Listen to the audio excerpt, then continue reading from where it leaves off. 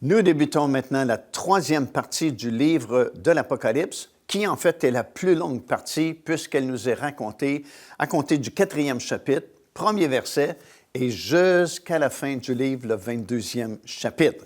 Comme nous l'avons mentionné précédemment, c'est Jésus lui-même qui a fait la division du livre de l'Apocalypse en trois parties. Ça, c'est dans le premier chapitre et au verset 19. Lorsqu'il a dit à Jean, « Écris les choses que tu as vues, écris les choses qui sont et les choses qui doivent arriver après elles. » Les choses que tu as vues sont couvertes dans le premier chapitre, alors que Jean a vu le Seigneur Jésus-Christ dans son corps glorifié à titre de souverain sacrificateur. Comme nous l'avons expliqué, il était au milieu des 7 chandeliers d'or qui représentaient les 7 églises. Et la deuxième partie du livre est couverte dans le 2e et le 3e chapitre du livre de l'Apocalypse, et ce sont les choses qui sont.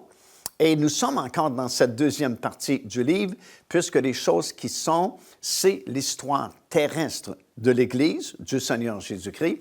Et encore une fois, au moment où on fait cet enregistrement, l'enlèvement n'a pas eu lieu encore. Donc, nous sommes dans la deuxième partie du livre seulement. Puis, à compter du 4e chapitre jusqu'à la fin du livre, c'est la 3e et dernière partie, les choses qui doivent arriver après elles. Et c'est important de remarquer la terminologie. Ce sont des choses qui doivent arriver après les choses qui sont. Et les choses qui sont, c'est l'histoire terrestre de l'Église.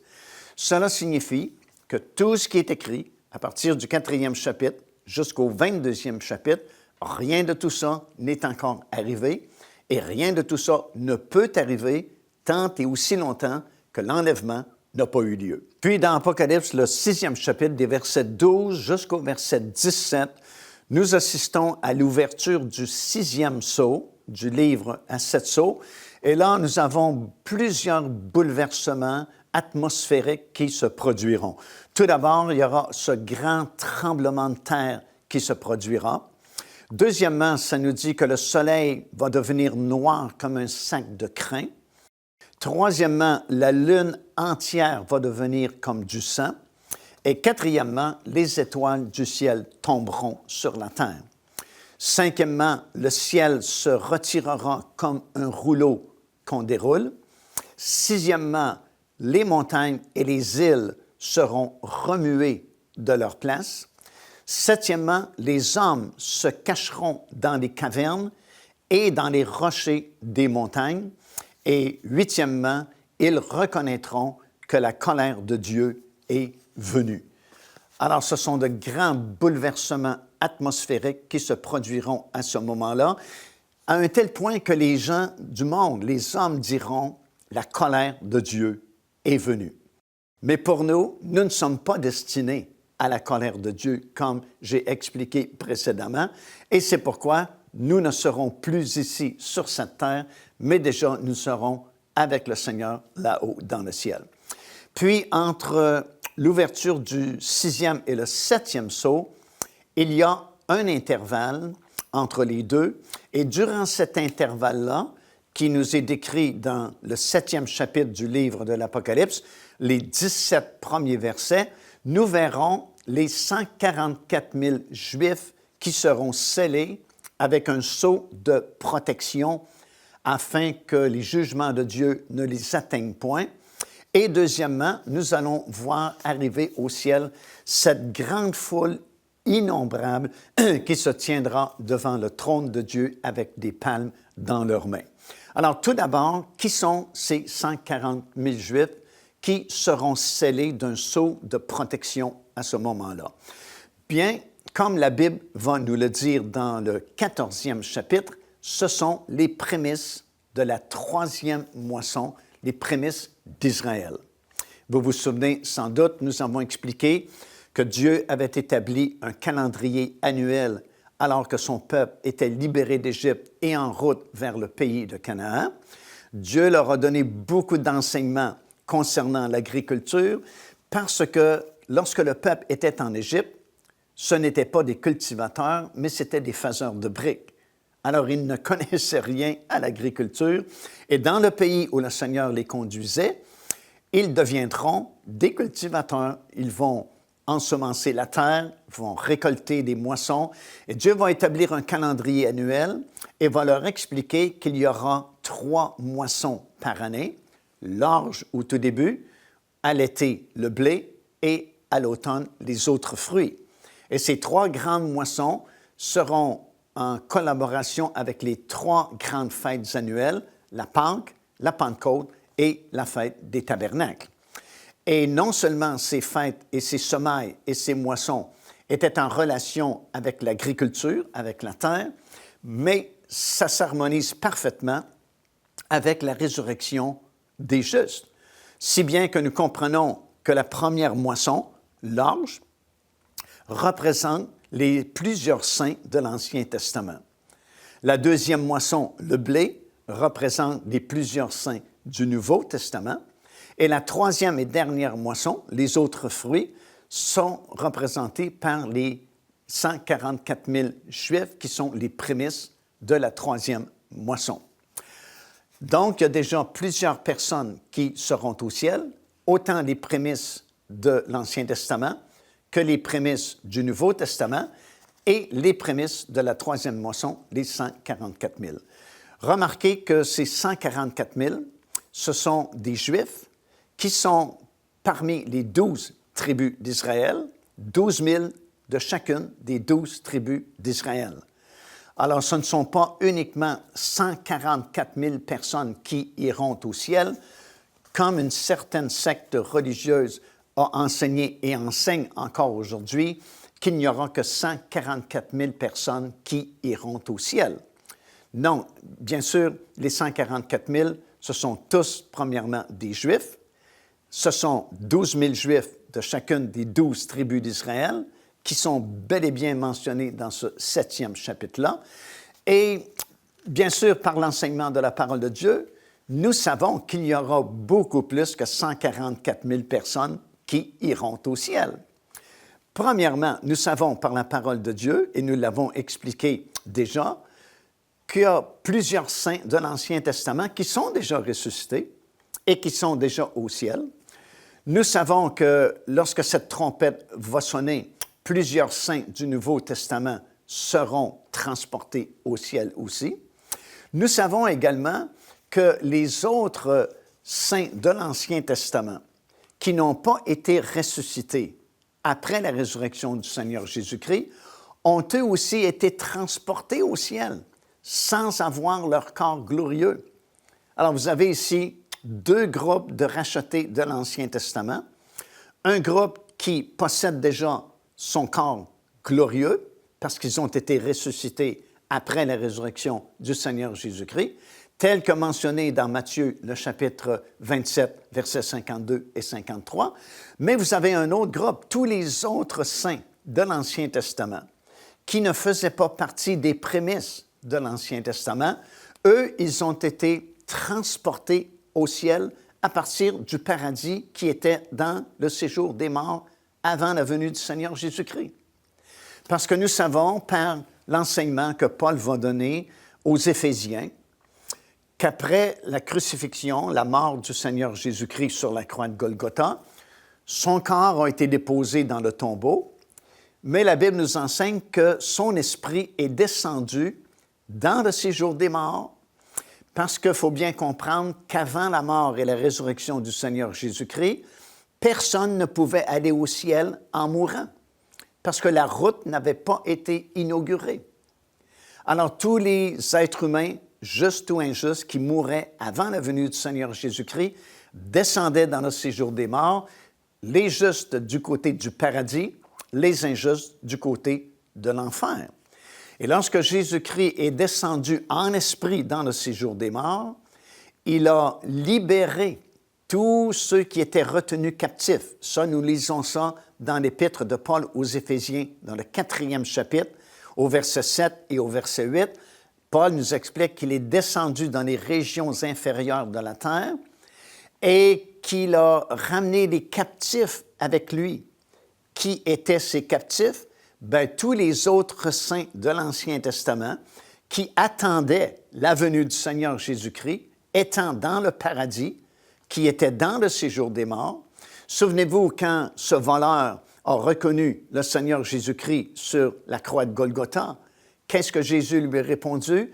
Il lui a dit, « Aujourd'hui même, tu seras avec moi dans le paradis, non pas au ciel, mais dans le paradis, dans le séjour des morts. » Parce que Christ ne s'en allait pas tout de suite au ciel lorsqu'il a donné sa vie pour nous sur la croix de Golgotha, mais plutôt il descendait dans le séjour des morts, justement pour libérer tous les autres saints qui n'avaient pas été ressuscités ou qui ne seraient pas ressuscités après sa résurrection.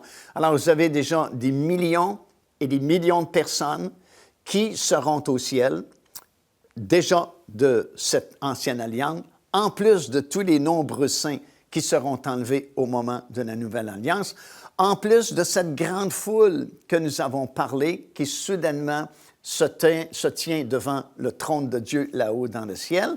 Et il y a ces millions de personnes aussi qui accepteront le Seigneur Jésus-Christ vers la fin des 7 années de tribulation, que la Bible appelle la moisson de la terre, qui se tiendront dans la mer de cristal, comme nous le lisons dans le 15e chapitre, qui se trouve devant le trône de Dieu là-haut dans le ciel. Alors, contrairement à l'enseignement de cette secte religieuse qui enseigne qu'il n'y aura que 144 000 personnes qui iront au ciel, il y a des millions et des millions de rachetés de l'Éternel qui iront au ciel après leur mort ou après l'enlèvement, qui repeupleront le ciel pendant très longtemps. Donc, déjà, nous savons par la parole du Seigneur que durant cet intervalle, les 144 000 seront scellés et cette grande foule sera debout devant le trône de l'Éternel là-haut dans le ciel. Puis nous arrivons au 8e chapitre du livre de l'Apocalypse et dans le verset 1er et le verset 2e, nous commençons à lire au sujet du jugement des 7 trompettes. Et à l'ouverture du 7e sceau, il y eut dans le ciel un silence, lisons-nous, d'environ une demi-heure. Et c'est remarquable parce que ça ressemble étrangement à la cérémonie de la fête des expiations, le Yom Kippour, lorsque le souverain sacrificateur entrait dans le lieu très saint. Comme vous savez, il venait avec le sang des animaux qui avaient été offerts en sacrifice et il faisait l'aspersion sur le propitiatoire, le couvercle qui était sur le dessus de l'arche de l'Alliance. Et il devait se tenir debout, attendant la manifestation de la gloire de Dieu. Et les rabbins disent que le temps qui s'écoulait entre le moment où l'aspersion avait été faite sur le propitiatoire et le moment où la gloire de Dieu était manifestée, c'était environ une demi-heure. Alors, ça ressemble étrangement. D'ailleurs, les versets qui vont suivre nous font penser que c'est vraiment comme la cérémonie de la fête des expiations, le Yom Kippour, qui se produit là-haut dans le ciel. Alors, il y a eu un silence d'environ 30 minutes et au 2e verset, nous lisons ceci, Jean dit, « Je vis 7 anges qui se tenaient devant Dieu et 7 trompettes leur furent données. » Alors, les 7 anges qui se tenaient devant Dieu occupent un rang supérieur. On sait qu'il y a une hiérarchie également parmi les anges. Il y a des archanges, des séraphins, il y a des simples anges.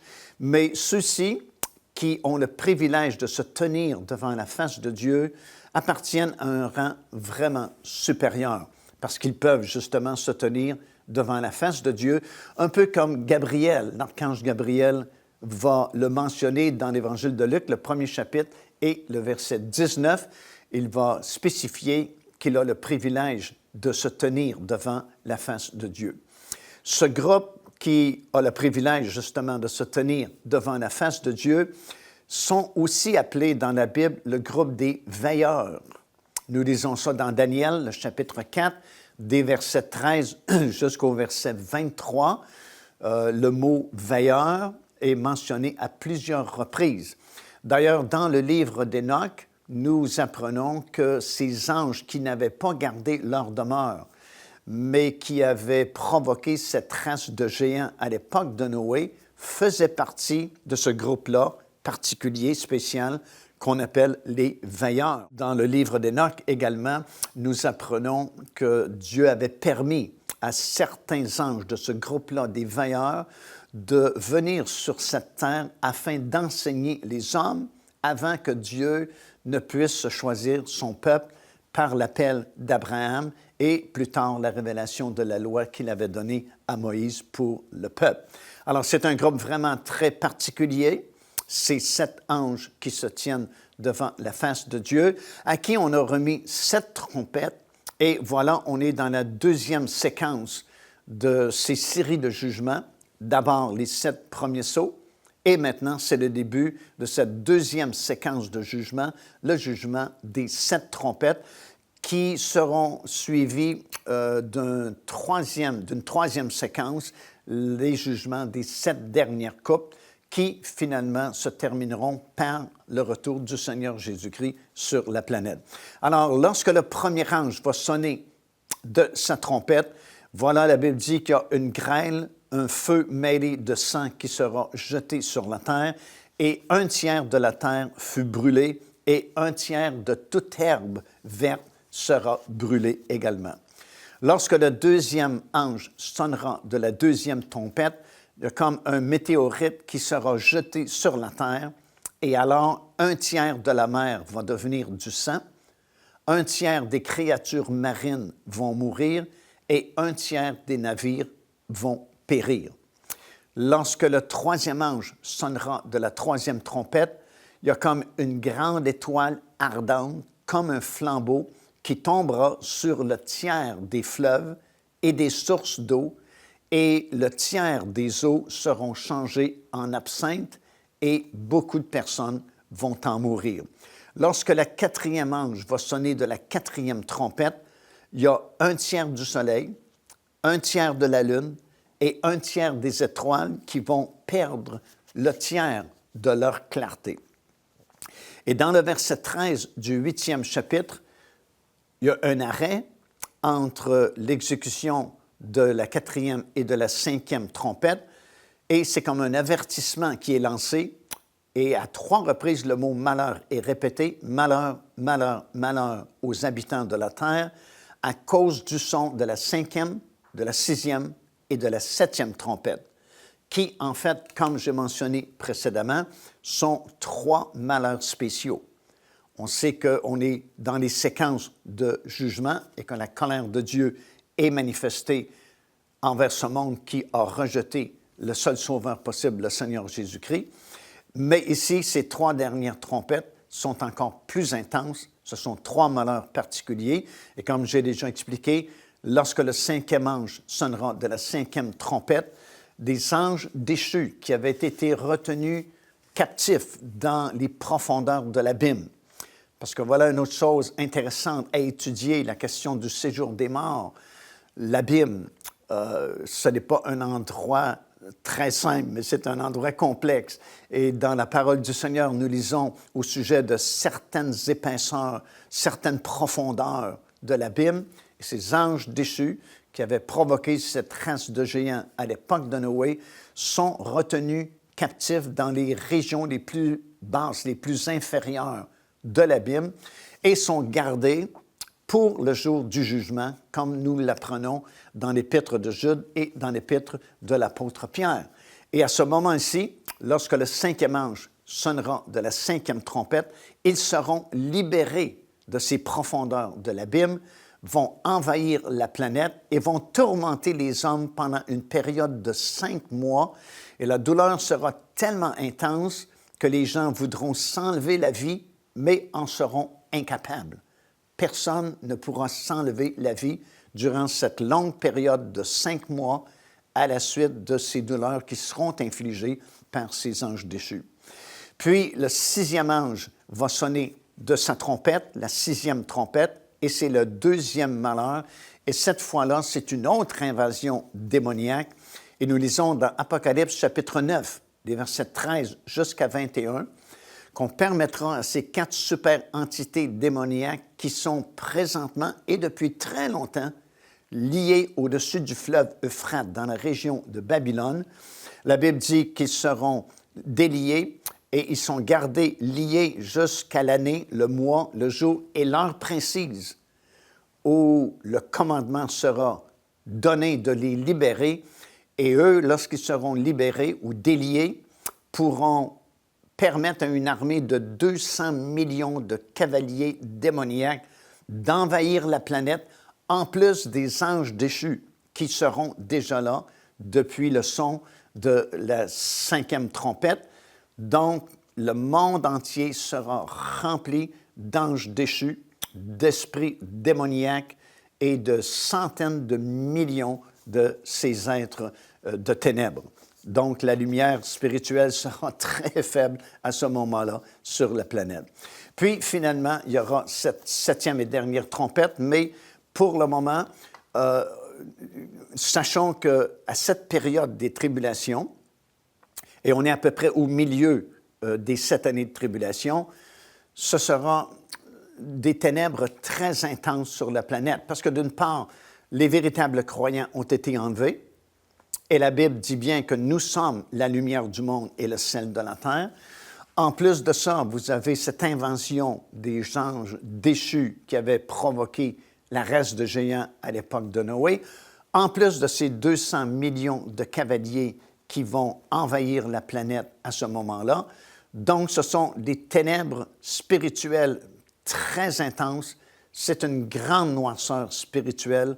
Et c'est pourquoi nous sommes encouragés à vraiment rester fidèles au Seigneur afin de participer à cet enlèvement-là et de partir dès le premier son de cette trompette de Dieu, comme l'apôtre Paul mentionne dans son épître aux Thessaloniciens, à être changé dans un sein et un clin d'œil et monter dans les airs vraiment à la rencontre du Seigneur. Puis tout de suite après le son de cette 6e trompette, à nouveau, nous avons un intervalle durant lequel on va demander à Jean de prophétiser et on va demander à Jean de mesurer le temple à Jérusalem et aussi ce sera le début du ministère des 2 témoins spéciaux que Dieu enverra pour les 3 dernières années et demie de cette période, de cette année de tribulation. Alors, tout d'abord, on va demander à Jean de prophétiser. On va lui donner ce petit livre qui est mentionné dans ce 10e chapitre, qui semble doux à avaler, mais qui est comme amer dans ses entrailles. C'est sans doute le même livre dont il était question dans le 5e chapitre du livre de l'Apocalypse, le fameux livre à 7 sceaux, qui maintenant est ouvert et contient les détails à savoir comment Dieu va juger ce monde et comment il va finalement établir son royaume sur la terre. Puis on va demander à Jean d'aller mesurer le temple à Jérusalem. Et ça, c'est vraiment très intéressant parce que nous savons que la révélation de l'Apocalypse a été donnée à Jean dans les années environ 95 ou 96 de notre ère. Tandis que le dernier temple a été détruit en l'an 70. Donc, lorsqu'on va demander à Jean d'aller mesurer le temple, ça fait déjà environ 25 ou 26 ans qu'il n'y a plus de temple sur l'esplanade du temple à Jérusalem. Donc, il est évident qu'on parle d'un futur temple, on parle d'un 3e temple qui sera construit bientôt sur l'esplanade du temple et qui existera durant la période des 7 années de tribulation. Et ça, nous le savons par la parole de Dieu, parce que tout d'abord, Daniel, dans l'Ancien Testament, en a parlé, dans Daniel chapitre 9 et le verset 27, parlant de l'Antéchrist qui se pointera dans les derniers jours, Daniel a prédit qu'il fera cesser le sacrifice au temple. Alors, bien sûr, il faut qu'un temple existe à la fin des temps, lorsque l'Antéchrist sera en pouvoir, pour qu'il y ait des sacrifices qui soient présentés et pour que l'Antéchrist mette fin aux sacrifices qui seront présentés dans ce temple-là. Jésus lui-même a confirmé les paroles de Daniel dans Matthieu chapitre 24 et le verset 15. Encore une fois, Jésus parle des derniers jours, il parle de l'Antéchrist et il parle de l'abomination de la désolation qui sera établi dans le lieu saint. Alors, pour qu'il y ait un lieu saint qui existe, il faut qu'il y ait un temple dans les derniers jours. L'apôtre Paul également en a parlé dans 2 Timothée, le 2e chapitre et le verset 4, alors que Paul parlait au sujet de l'Antéchrist, l'homme du péché, comme il l'a appelé, il dit bien qu'il va s'asseoir dans le temple, se proclamant lui-même Dieu. Alors, pour s'asseoir dans le temple, il faut qu'il y ait un prochain temple, parce qu'actuellement, il n'y a pas de temple, bien sûr, à Jérusalem. Et finalement, ici, dans Apocalypse, chapitre 11 et le verset 1 et le verset 2, on demande justement à Jean d'aller mesurer le temple qui existera durant la période des 7 années de tribulation. En fait, depuis qu'Israël est revenu et s'est établi dans son pays en 1948, depuis que la vieille ville de Jérusalem a été libérée du joug des nations en 1967, jusqu'à notre époque, dans les années 2000, il y a vraiment une ferveur nouvelle pour la construction d'un prochain temple sur l'esplanade du temple à Jérusalem. En réalité, il y a plusieurs organisations qui ont comme mission, se sont données comme mission de tout préparer afin de pouvoir construire un tel édifice, le meubler de A à Z, afin de pouvoir recommencer les sacrifices comme on le faisait dans l'Ancien Testament. L'organisation sans doute la plus connue, c'est l'Institut du Temple, qui a été fondé par Israël Ariel en 1988.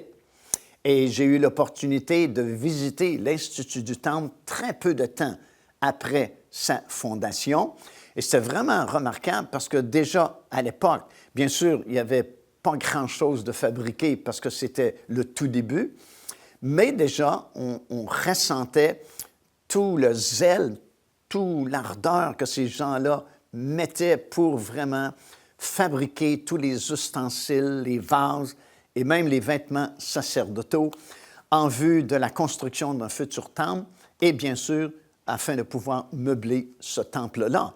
Et à l'époque, on vous montrait à l'intérieur du bâtiment dans lequel ils avaient commencé à fabriquer ces choses, le type d'escargot qui laissait sortir une espèce de teinture bleue lorsqu'il était broyé. Et jusqu'à ce moment-là, on cherchait pour trouver la véritable couleur bleue qu'on plaçait sur les robes des sacrificateurs, comme c'était fait dans l'Ancien Testament, sans succès. Mais soudainement, à cette époque-là, vers les années 1988 à 1990, des bandes d'escargots se sont échouées sur les plages à la hauteur de Tel Aviv et en se broyant contre les roches, ils ont laissé sortir cette teinture bleue qui était exactement la teinture bleue qu'ils recherchaient.